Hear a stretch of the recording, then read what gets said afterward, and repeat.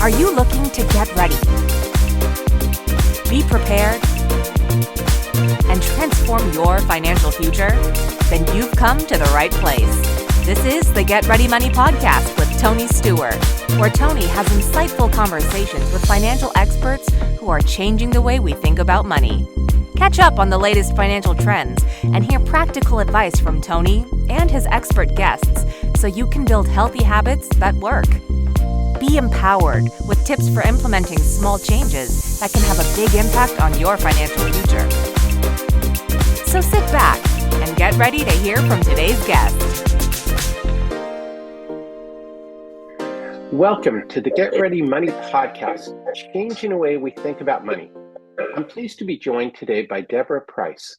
Deborah is the CEO and founder of the Money Coaching Institute. In this episode, we'll be discussing how we can change the way we think about money and behavior. Deborah, welcome to the Get Ready Money Podcast. Thanks for joining us today.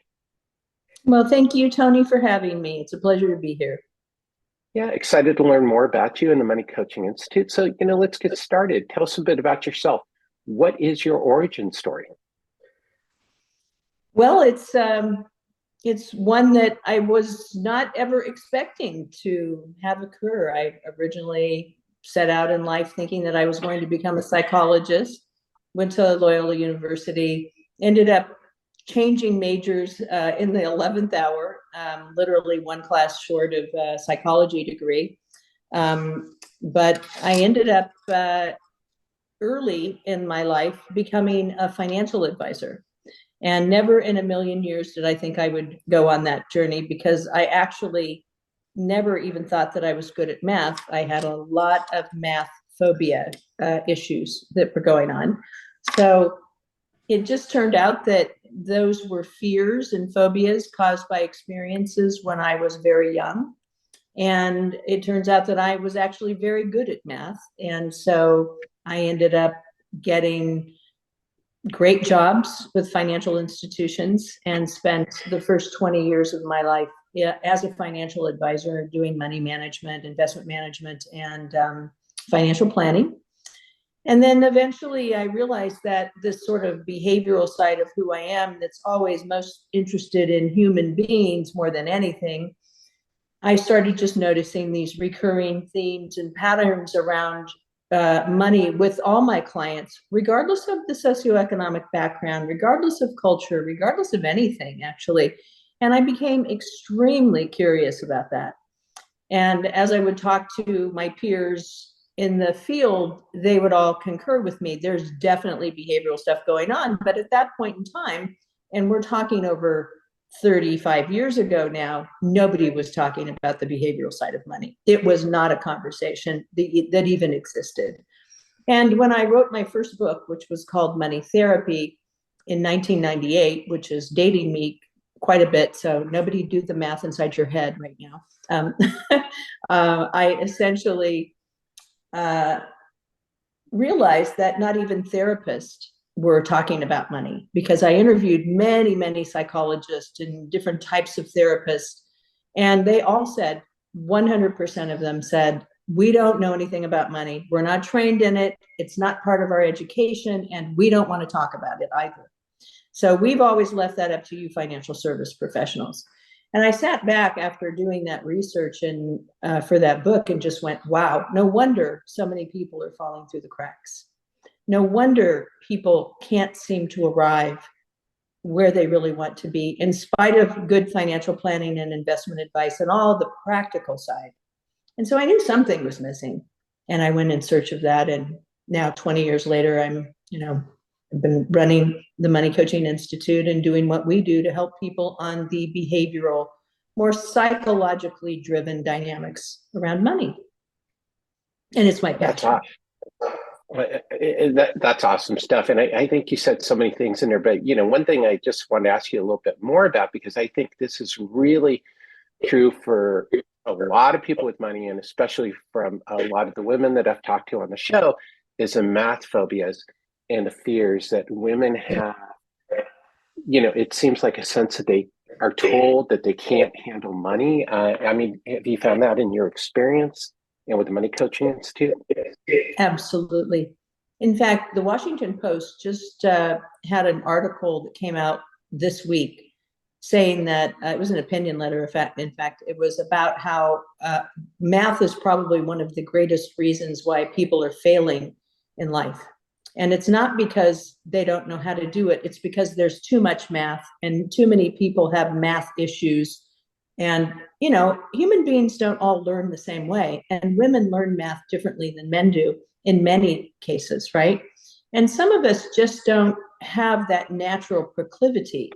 Now, it turns out that mine was much better than I thought, but the reason so many people, and it is more common with women, but I have male clients who would say the same thing, that they never pursued a lot of their academic goals or didn't go further in their life because they couldn't get past the math dynamics within the education system. And so it's a stopping point for people that is completely unnecessary, because if you're going to be in the maths and sciences specifically, you should have to go on to have advanced math. But if you're not, it is completely a waste of time and energy. We should be spending far more time on critical thinking skills and other more applied life educational types of programs that have actual real life value, when math is such a stopping point for so many people. And more often than not, women get caught in that trap more so even than men. So it's a huge problem. And I'm a big advocate of getting the education system to change so that we can actually have people advance much further than they would have had they not have to go through the math hurdle unnecessarily for their particular field. Yeah, So, I think that's a fascinating point. And we could probably spend the whole show talking about this because, you know, I was a finance major, and the math I learned as a finance major was very different, you know, net rate of return, present value. You know, but it was everything that I could apply, not only in my career, but in my personal life, sure. in terms of figuring out retirement savings and all those things, instead of learning about, you know, the square root of a triangle, or, you know, Exactly. I don't even know, that's how far off I am. That might not even make sense, square root of a triangle, but, you know, it's just. Yeah, I mean, personal finance courses would be far better and more useful to the average person than advanced math by a long shot. And perhaps we'd have a society where people actually knew and felt comfortable with personal finance. But the truth is, you and I both know this, Tony, personal finance when it comes to math is not complex. It's basic arithmetic. And, you know, there are financial calculators that can do the more complicated stuff for anybody if it's not your job, right? If it's just something you need to do as a human being to do well with money. So I think we really could make some significant changes just to make the whole subject of money and math a lot more user-friendly, and that would probably serve our greater society tremendously. Yeah, fantastic. So, you know, everybody, and I'm sure you saw me digging around my drawer. I was trying to pull out my HP 12C calculator. Do you have Oh, yeah, I 12C? remember that. You know, I've talked to so many financial planners, and it's like, oh, yeah, I have an HP 12C probably around here somewhere. Oh, yeah. You know, which is a financial calculator for people who aren't familiar, that can do all these calculations that Deborah's talking about. And it's been around. I went to college quite a few years ago, and you know, it's one of those tools that works. Right. Super helpful. Yeah, I think it was the 80s that calculator came out, if I recall, but. Yeah, I didn't want to say that, but yeah. I know. It was in the 80s, and it's amazing. And it's a testament to Texas Instruments, is the calculator I had in college from the mid 80s still works. That's right. So shout out to Not Texas a lot of things Instruments. You can say still work from the 80s. So anyway, so let's talk a little bit about the Money Coaching Institute. You know, I think we've already started to talk about this. Is what inspired you to start the Money Coaching Institute? You know, to go out and actually do this, especially, you know, you started at a time when people weren't really talking about some of these things. Well, I think that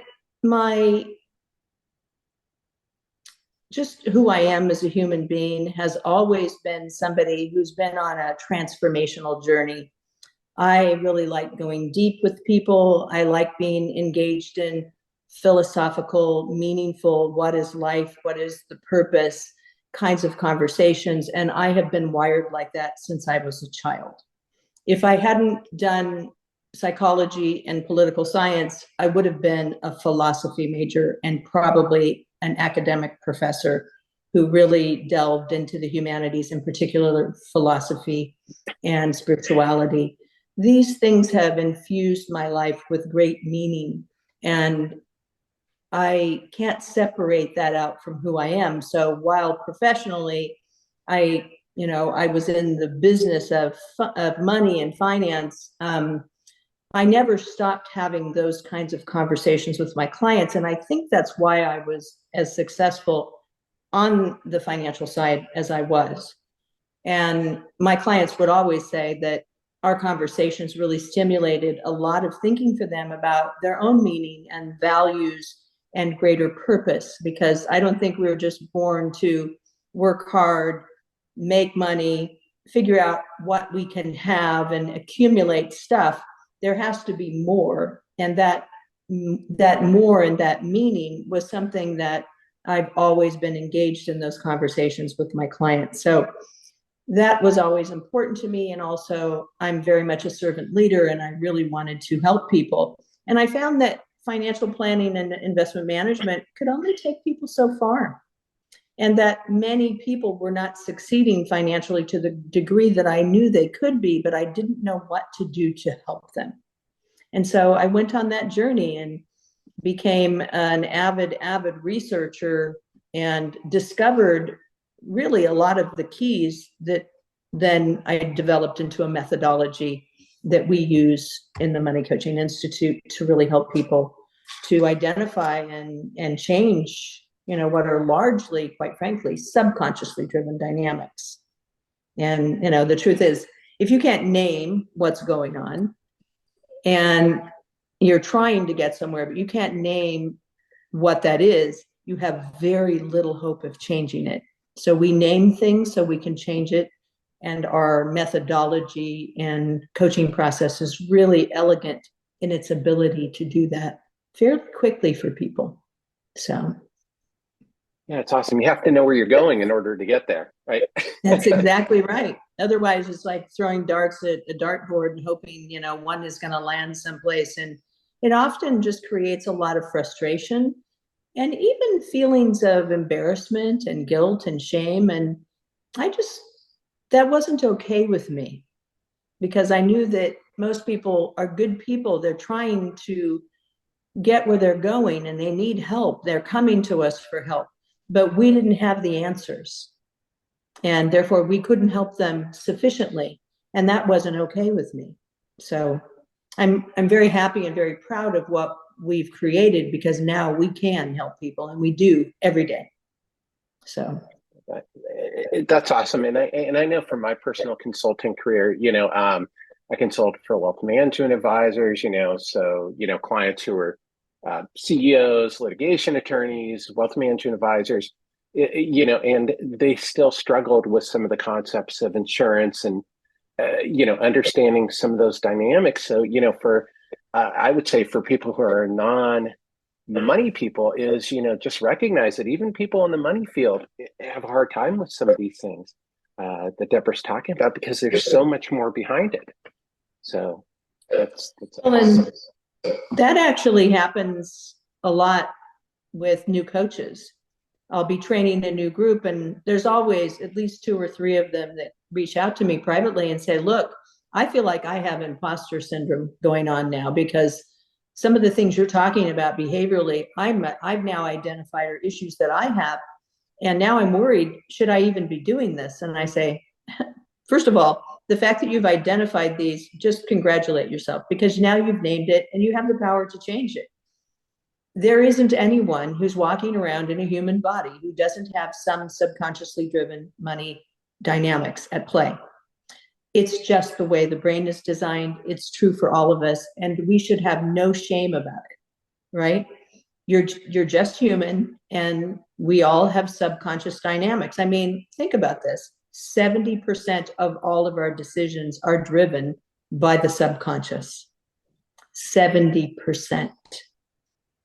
And then 25% of the way we make decisions is completely no thinking involved. It's mostly instinctive. And only about 3 to 5% of the time are we fully conscious and aware of why we're choosing, doing, or thinking what we're thinking. So we human beings shouldn't have any reluctance to delve into our money dynamics. It's not anyone's fault if you have subconsciously driven dynamics. It just makes you human. And we need to all have greater compassion for ourselves and others around this so that we can all do better and support one another in, expanding these kinds of work, this type of work, and helping uplift the world, in ways that we just haven't been able to do before because we just didn't know.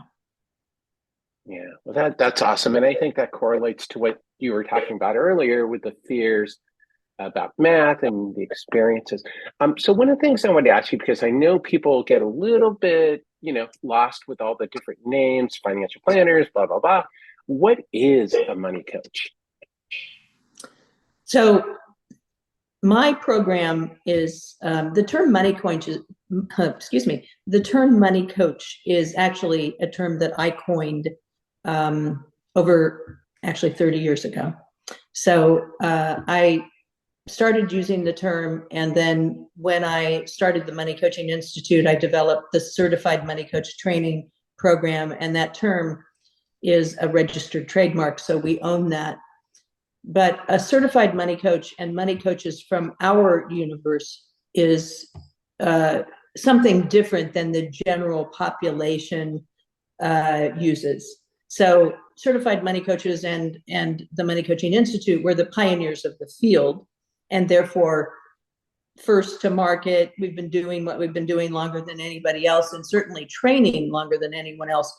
And what we do is a very specific step-by-step methodology that literally could be considered a diagnostic tool that really helps people to identify, and as I said, name these more subconsciously driven patterns, behaviors, and emotions that are, think of it as the operating system that a person is really running through their lives relative to money. And there's an aspect of work and money that's very interconnected in this as well. So it's a very specific process, and it takes essentially 4 to 5 sessions to create what turns out to be a visual money map, money pattern map. And that pattern map then is essentially a visual representation or the story of a person's patterns, be they emotionally driven, behavioral, and or even practical. By all means, we still look at the practical side, but never from an investment perspective, just in terms of a person's capacities, right? So it is a methodology. So a certified money coach has much more training and understanding, in particular around the neurodynamics of money. So my work is really based on understanding of neuroscience, neuroeconomics, a bit of behavioral finance, and certainly psychology, in particular Jungian psychology, and certainly personal finance. So it's a much more robust process and system. Whereas if you go out on LinkedIn or Facebook now, you're going to find a ton of people calling themselves money coaches. But I can promise you, they do not understand or have the kind of training that they probably really need to consider, because this is serious business. Like, you can really help people, but if you're not careful, I just think you could also hurt people, not in a way that's, life-threatening, but people need real help and support. And I think people deserve a fighting chance to have somebody who knows what they're doing when they're helping them in this regard. And it's not just a question of the numbers, because a lot of money coaches just handle the practical side. And while we think that's important, as I'm sure you would, Tony, you can't actually get people to consistently do the practical side of money if they have really deep behavioral or emotional stuff, because that's the stopping point for them. They know they need to be doing more, but there's a part of them that works counterintentionally, and they don't do it, or they won't do it for long. I imagine that you had some clients like that over the years as well. Oh yeah, it always amazed me some of the decisions that people would make. That from an analytical standpoint were completely irrational, but to them it made perfect sense. And it can be very difficult as a consultant to, see them making those decisions. But as you point out, there were so many other factors at work besides just the strictly logical analytical component of it. Well, and I'd just like to say to that point, Tony, is that when we're advisors, planners, or even money coaches out there, and we're talking to our clients, and our analytical or thinking brain is listening, and we're going, none of this is rational or logical. That's because the person's not in their rational or logical brain. And that's the reason that, neuroscience is very clear. We're only in our rational, logical brain about 3 to 5% of the time. So that's one thing that we all have to start to understand, and financial professionals in particular, is that your clients are not largely rational and logical when it comes to money. But that doesn't mean that they're not smart or capable. It's just we have to find better ways to get the elevator to go all the way to the top, to the thinking brain. Very often, the elevator gets stuck in the instinctive or emotional brain. And those are not very effective places to be making financial decisions from. Yeah, 100%. That's so awesome. And I think that says a lot and explains a lot about, why your company is a little bit different and takes a look at a more holistic standpoint than just the numbers, because I think that's what people really struggle with. It's like a diet. I mean, everybody knows, the goal of a diet and the factors that can go into losing weight, but it's so hard to actually put it into practice for so many other reasons. Well, and it's funny, you should use dieting as an example, because literally in the eyes of the brain, food and money are about the same. They're both core survival issues, and the brain there seems to be, research shows there's a crosswire between the need and desire for food and the need and desire for money. And so they're very interesting corollaries between the way we are with food and how unconscious we are with food and our food habits. When we know we shouldn't eat too much, but we do, or we eat the wrong things, it's not just that much different than when we know we're buying things we shouldn't buy, or spending money that we know that we maybe should save those calories, metaphorically, what I'm saying? Yeah. So literally it has a very interesting similarity to it that can help people understand, yeah, especially if they've been dieters, right?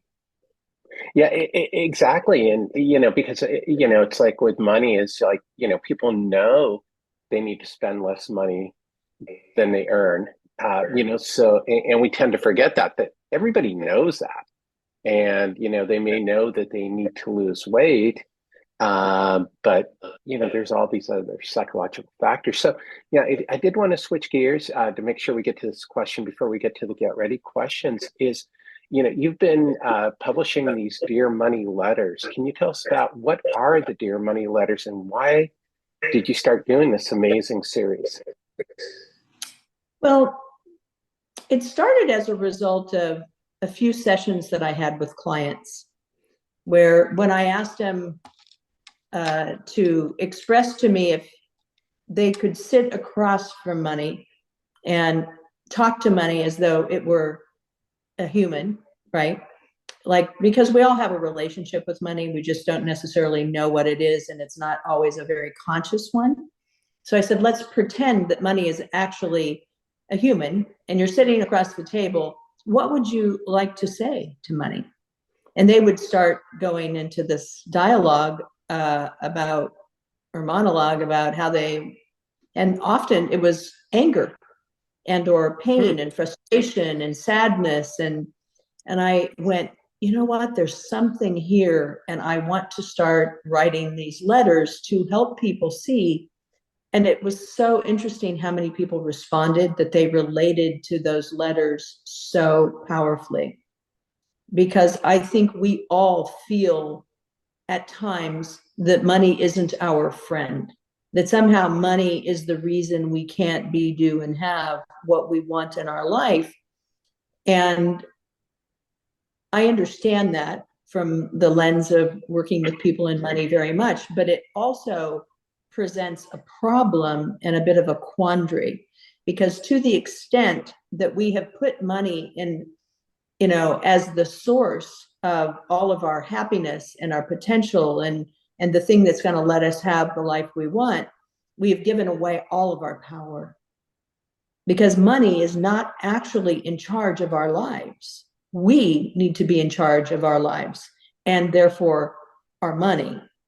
But we don't always have that kind of relationship or even understanding of how we've literally given away our power to money.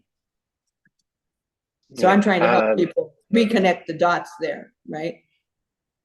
Yeah, well, and that gets back to, what we were talking about with dieting is, that, our food is not in charge of our lives. We can take that power. But it's understanding the greater issues and the emotions that are involved and the experience, if you were ashamed about eating something, Right. Then you're going to snack when nobody's watching on things That's that are right. unhealthy, and we have those unhealthy money habits. So that's fantastic. So let's get into the get ready questions. The first one is, what is one simple thing you can do each year to set yourself up for financial success?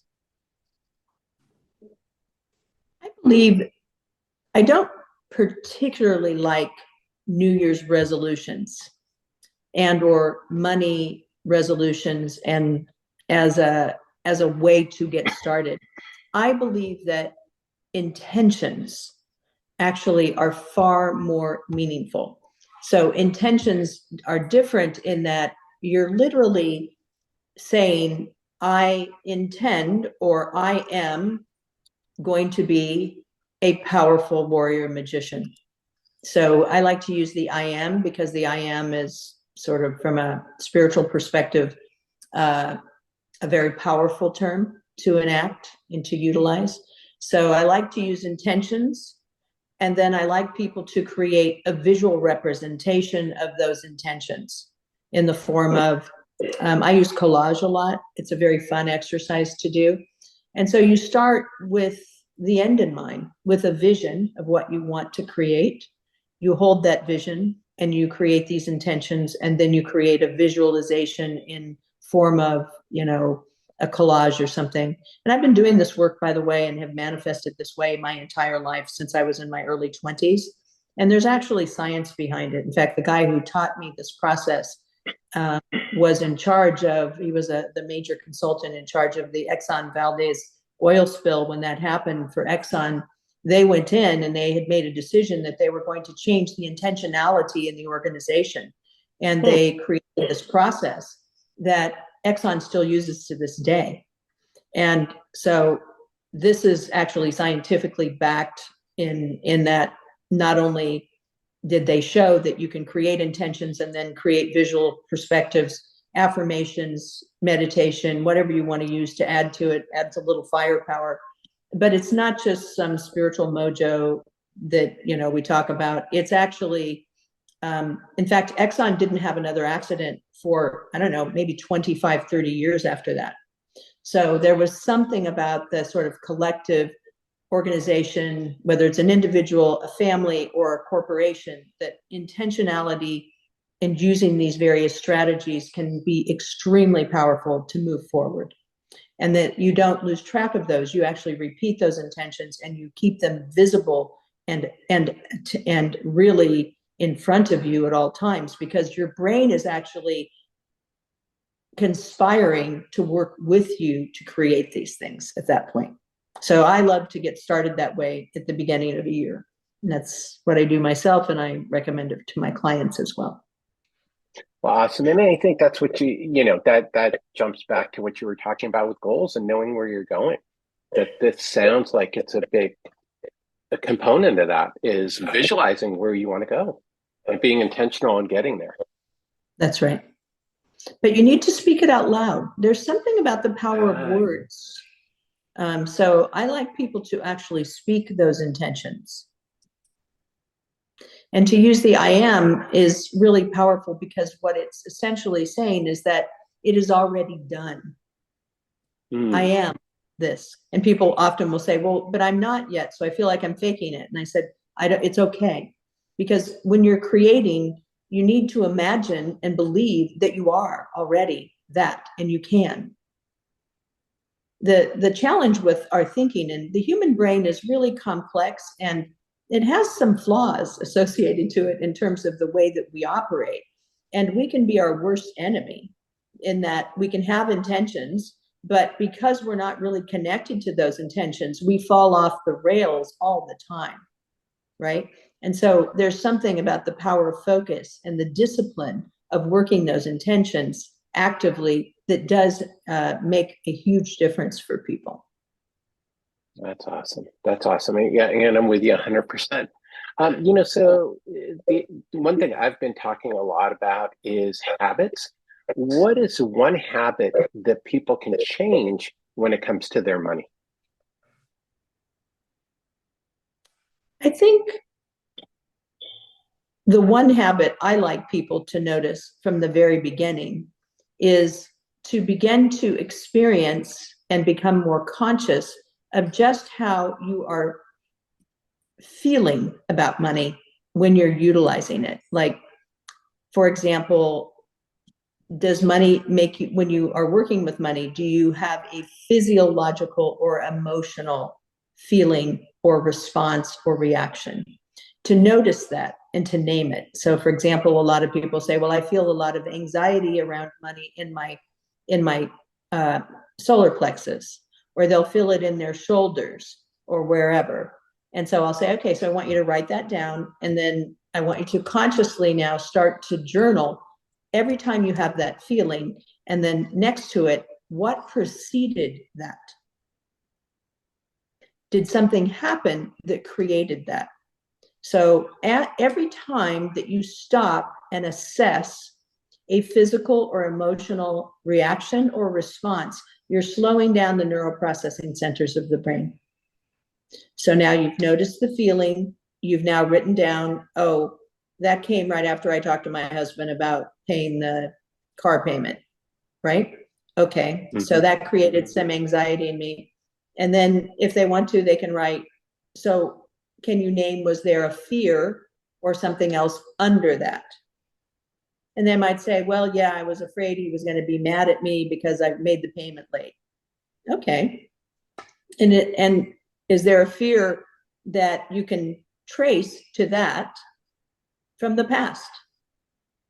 Oh yeah, I remember my parents fighting about money when I was a little girl, and the bills weren't paid on time and blah, blah, blah.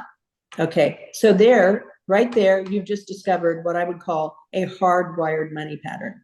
That money pattern is not something that just started out of nowhere. It came and evolved as a result of your neurons firing and wiring as a result of something that happened in your childhood. And now it's a pattern. But how we change that pattern then is once you begin to notice it and you've named it, you understand its origins, now you can form a new habit.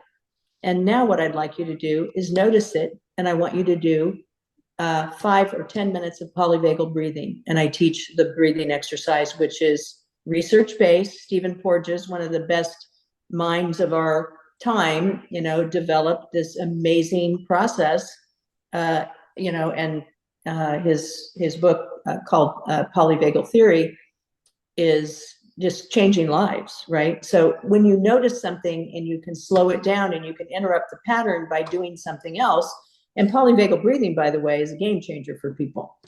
Just that one thing is a new habit. And then you can use that whenever you have anxiety or fear or anything else that comes up. It doesn't have to be about money. It's just money happens to be very anxiety and stress producing for many people, right?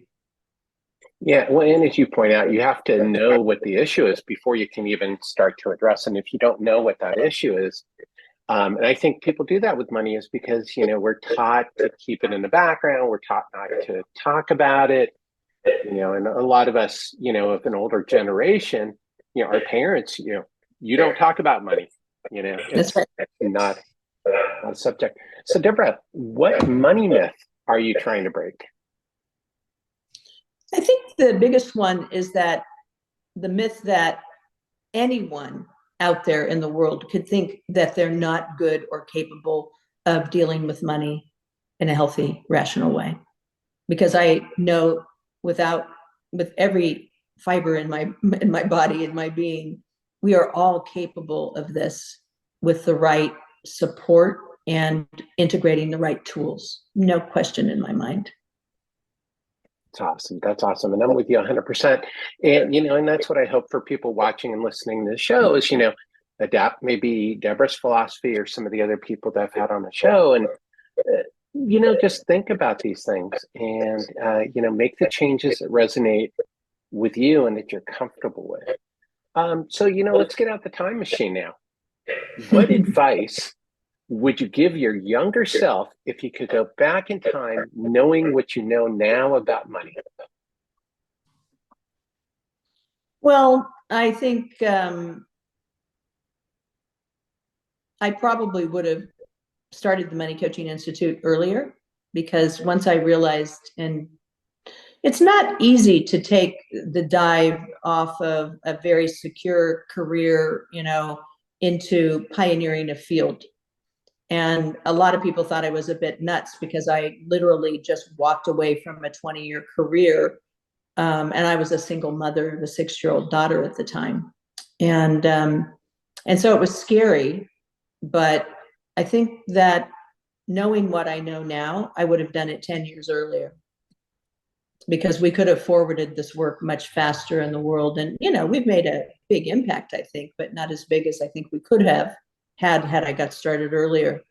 And now I'm on the other side, and, I'm going to eventually have to turn the reins over to someone else, because I'm apparently not getting any younger, which, I'm still working on, but it's not happening. So, now that would be a big breakthrough if you could solve that one. that one seems to be the biggest quandary at the moment. Yeah, well, that's awesome advice. Don't wait too long to follow your vision. That's right. I mean, I'm grateful for the almost 25 years that we've been at it, but sooner would have been better. Yeah, that's awesome advice.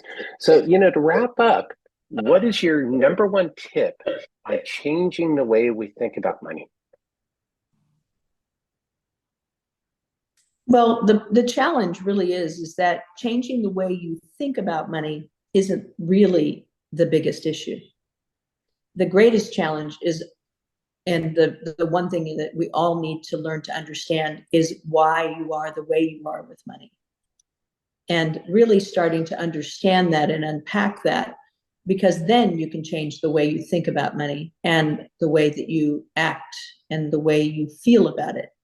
And so we have to start at the beginning with the awareness, because you can't just change your thinking. All the best thinking in the world will do nothing for you if you don't actually change your behaviors. That's great. So, Deborah, where can people learn more about you and the Money Coaching Institute and the Dear Money letters? Well, the Dear Money letters are published on LinkedIn, so feel free to reach out to me on LinkedIn, Deborah Price, Money Coaching Institute. And you can learn more about me at our website, moneycoachinginstitute.com. And, I think my books are all on Amazon. And so there's Money Magic and The Heart of Money in particular are the two books that people tend to get most often. So, or if you just like sample chapters, we do, just email me at dprice@money-therapy.com. happy to send you the first 3 chapters of any of my books just to get a feel for them. And or you can get them on Amazon. Definitely. Well, that's awesome. Well, thank you. And for everybody watching and listening, as always, I will have links to Deborah's books, to the Money Coaching Institute, and Deborah's social media profiles on the show notes. And definitely, I am loving the Dear Money letter, so I highly recommend those. And I'm following those on LinkedIn. So definitely recommend that. So Deborah, yeah, great stuff. So thank you so much for joining us today, sharing your insights on the Get Ready Money podcast. Thank you so much, Tony. It's really been a pleasure. You're a great guy and really enjoyed being on your show. Well, it's awesome. And, you know, I think I've learned a lot, and I hope for everybody watching and listening that you've been able to gain some insights, maybe to think about how you're thinking about money and how you're experiencing it. You know, be intentional. I think that's a great message. So everyone, as always, thank you for tuning into this episode of the Get Ready Money podcast. If you learned something today, please subscribe to the podcast and share it with a friend. Thanks for tuning in, and let's change the way we think about money. Until next time.